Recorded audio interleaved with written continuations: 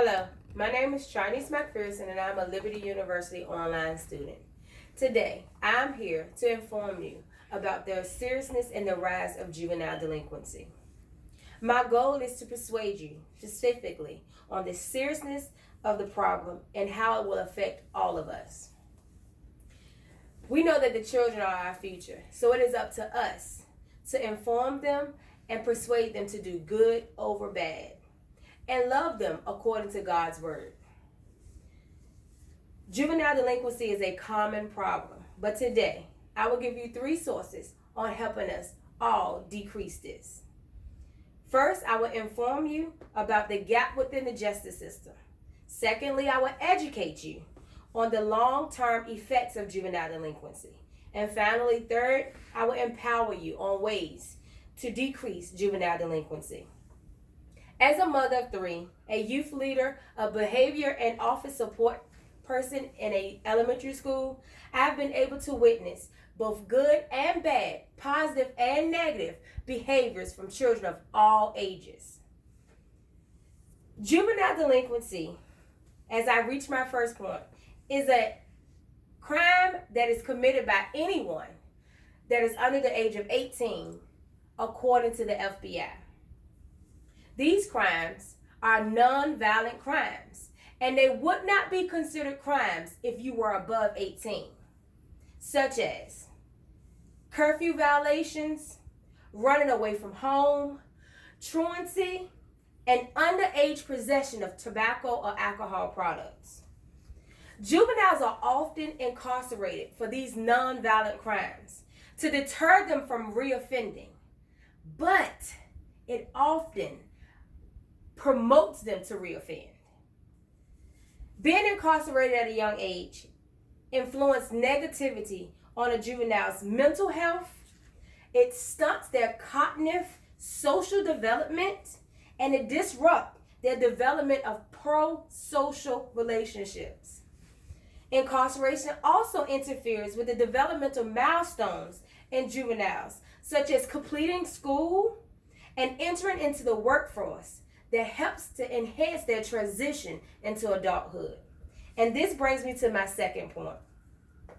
According to criminologist Albert Cohen, juvenile delinquency is a product of our society.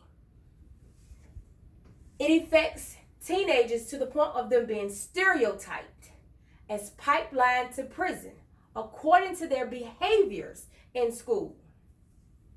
And this causes out-of-school suspensions, expulsions, school-based arrests, which all leads to loss of academic instruction.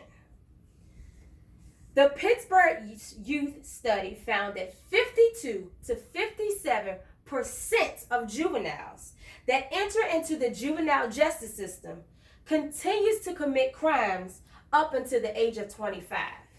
And if they commit those crimes under the age of 12, they're more likely to continue those crimes into their early adulthood. And this leads me to point number 3. Empowering you on how we can decrease juvenile delinquency. The Casey Foundation states that juvenile delinquency can be reduced by offering support, positive reinforcement, and nurturing maturity.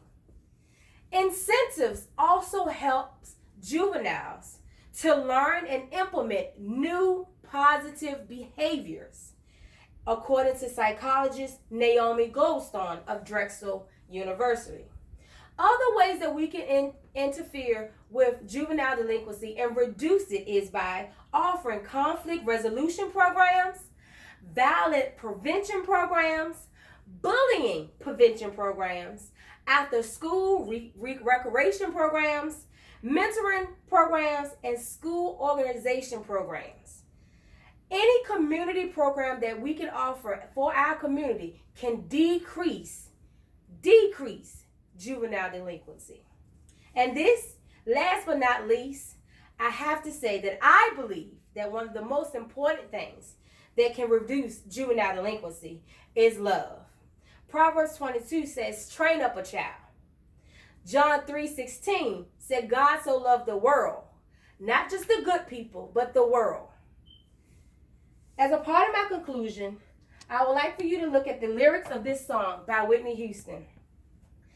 It states that the children are our future. We have to inform them and be the gap in the justice system for them to bridge them to good behavior.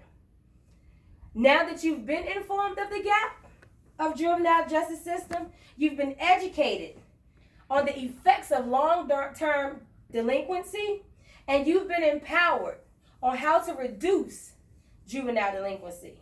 I hope that we all can be the bridge to close the gaps in the lives of our children. What will you do with this information? Thank you.